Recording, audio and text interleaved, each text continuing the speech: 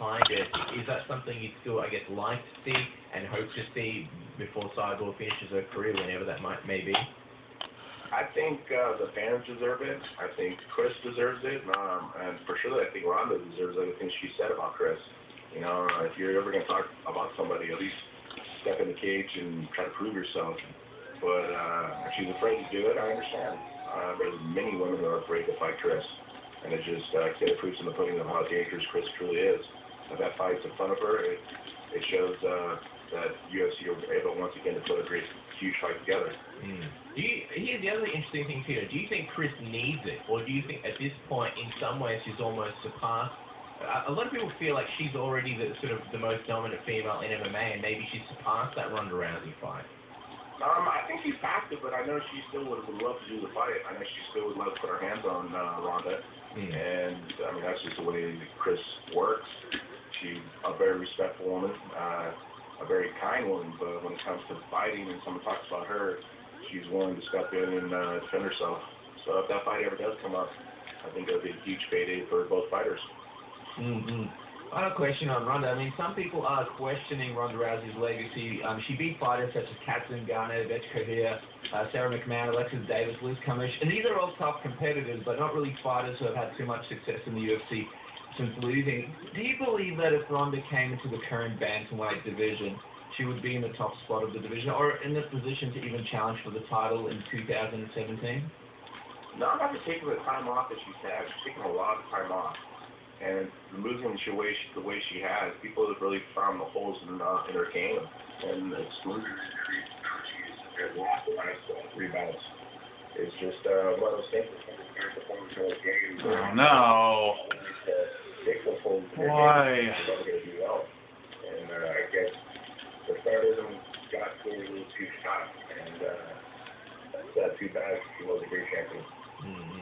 Well, as we let you go, Tito, we could talk to you all day, but we'll let you go on this one. What's the prediction? In your heart of hearts, obviously you are Chris Cyborg's manager and wrestling coach.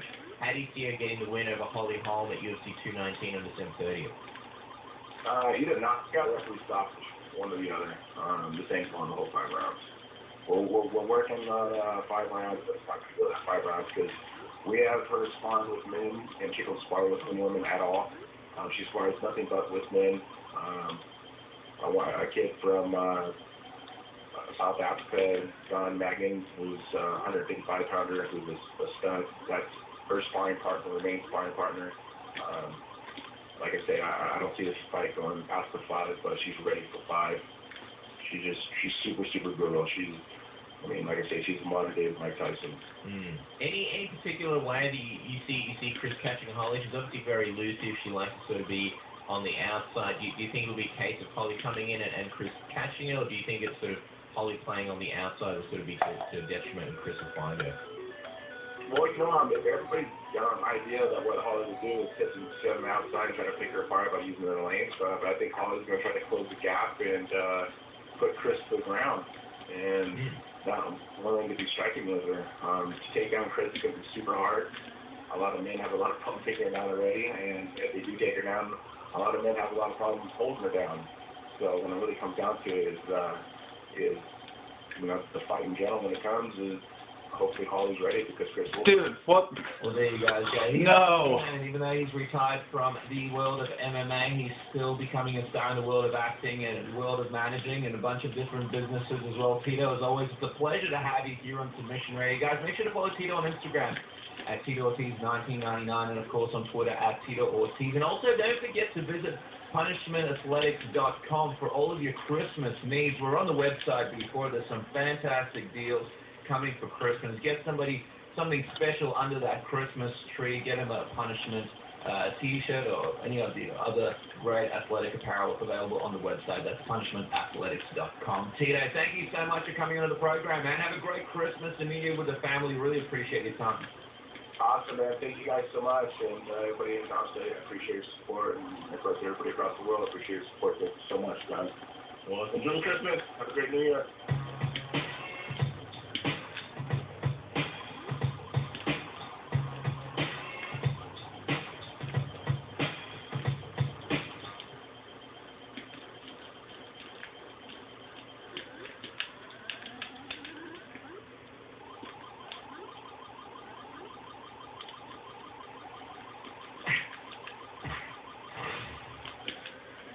Hi, guys.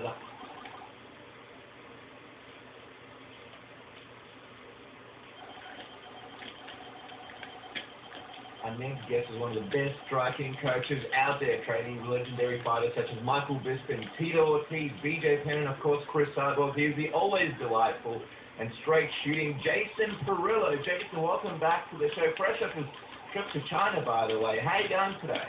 I'm going pretty good, man. How you guys doing? We're always good, man. We always like having you on the show, and there's a lot to get to, so we'll get straight into it. Of course, before we talk about Chris Cyborg versus Holly Holm, which is the big news, we of course have to mention Michael Bisping lost Kelvin Gastelum over the weekend.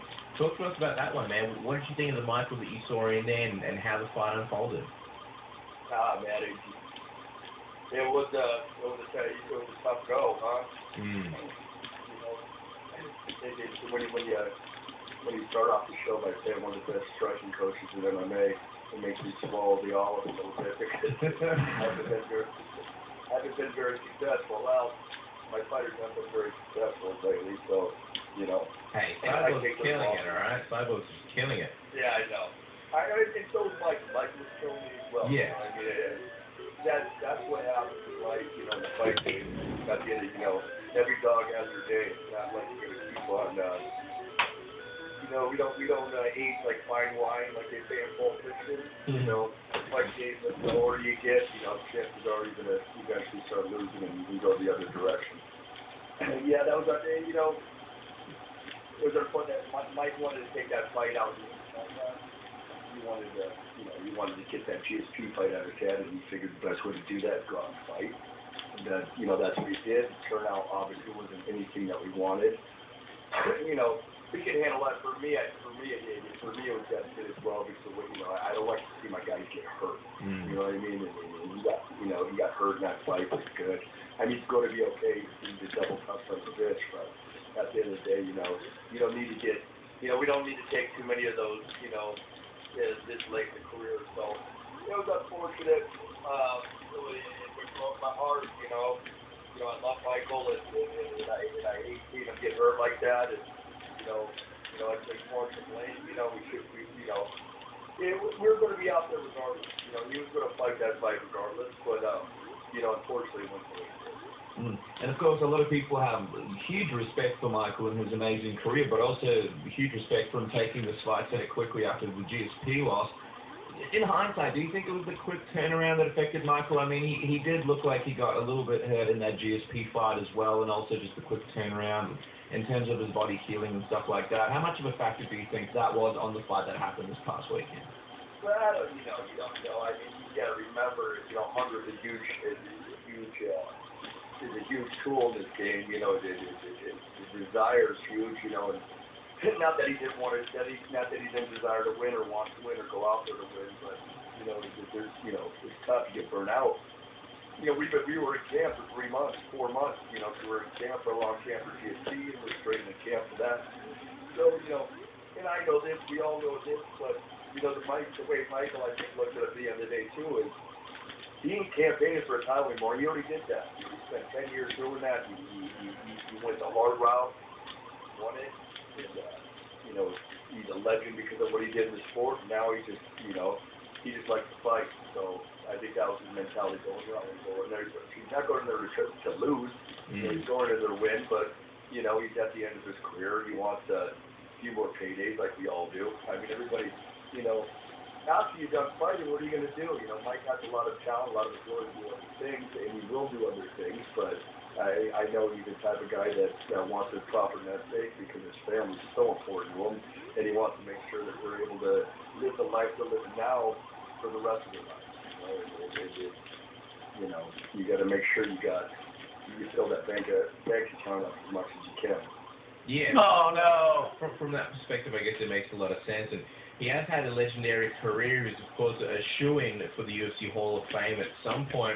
But obviously, now we turn to March, where he's hoping to have his final fight in his hometown. Who do you think makes the most sense for him as his final opponent? I mean, there's obviously Romero, there's Chris Weidman, there's Machida, who's also coming off a loss. Luke Rockhold has been campaigning for the rubber match. Who would you like to see Michael face next? You know what? Honestly, I mean, I knew when you guys were going to call me, you guys would definitely be asking that question. Oh, yeah. And you know I'm straight through with you guys, and the other way I have to be. Yep. Otherwise, it's like you ask if you bullshit. Mm-hmm. I really don't even want to talk about it, to be totally honest, who I think is next opponent, because I don't even want to think about it. I mean, this, you know, we in 1 month, we're coming off 2 big losses and 2 main event losses, and to try to get my mind thinking around who I think we should fight next year and all that, I just, like, I don't want to think about it. You know, I don't want to think about it because, one, I got to start putting energy into Chris Cyborg as well. I've been helping RDA out as well. So, you know, I got to put my energy into a couple of the fighters I got fighting this month. No! Dude, don't tell me I'm going to lose 3 lives right when I'm a couple thousand points away from my goal.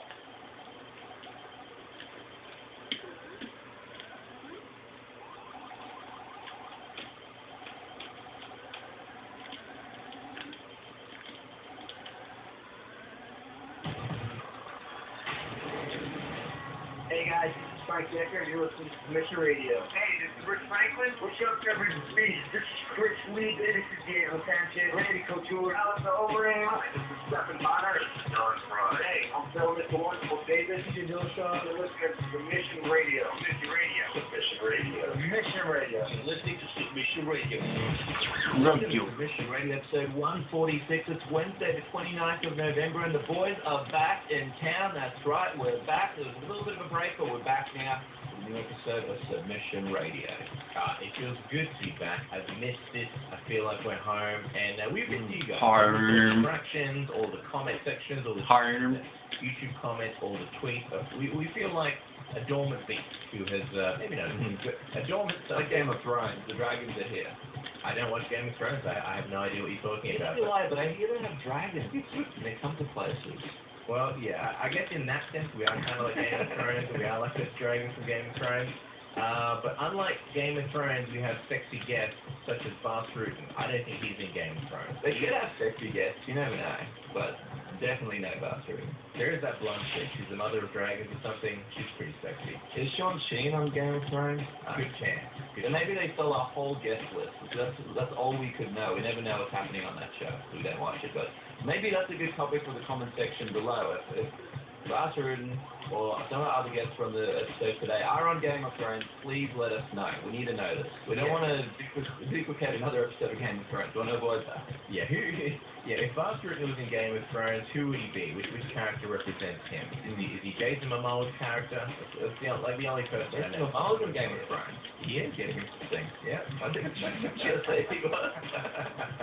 Jason Momoa's Aquaman in Justice League is a terrible movie. All right, let's move on to what is happening this week on Submission Radio. Because Cass, I know you like to sort of name our guests sexy, spicy, but would you describe them as a little bit from column A and a little bit from column B on this episode of Submission Radio? This week they're both Bas Rutten, of course, as everybody knows in the MMA world, and everybody in the world should know, is always good value. We've got him back on the show after a while of not having. He's going to be talking about UFC 218, this big heavyweight fight. Of course, you remember Bas Rutten was once a UFC heavyweight champion. We want to talk to him about all sorts of things. GSP's win, what's next for GSP, get him to weigh in on that. Of course, a bunch of things like Anderson Silva failing his USADA test, and of course, just in general, what's going on in the world of Bas Rutten and Commander. We could chat to for days and days and days. We have the new bantamweight champion of the UFC, TJ Dillashaw, returning to the program after a while. What's going on? I know he's got a baby coming on the way, so that's very exciting. When is that happening? Is it a boy? Is it a girl? Are they going to be naming it Casper or Dennis by any chance? Early predictions, probably not, but we have Y'all done fine. Don't put your money on it. Please don't. No. And the Demetrius Johnson fight, what's going on with that? There's a lot to talk to TJ about. Jason Perillo, of course, the coach of many, many, many fighters, striking coach, but none more important than Michael Bisping and Chris Cyborg. We're going to talk about Michael Bisping's loss at UFC Shanghai against Kelvin Gastelum, and of course, the big one, Chris Cyborg versus Holly Holm. He is, of course, the man behind Cyborg, so we want to talk to him about that. That's not all. We have more sexy guests. No, we don't. That's right, the S-Man Sexy Sean himself. He might have lost in the FIFA challenge, but he's a winner in our hearts, damn it, and he's back on the program today. We'll talk a little bit about this bit of controversy surrounding allegedly Conor McGregor.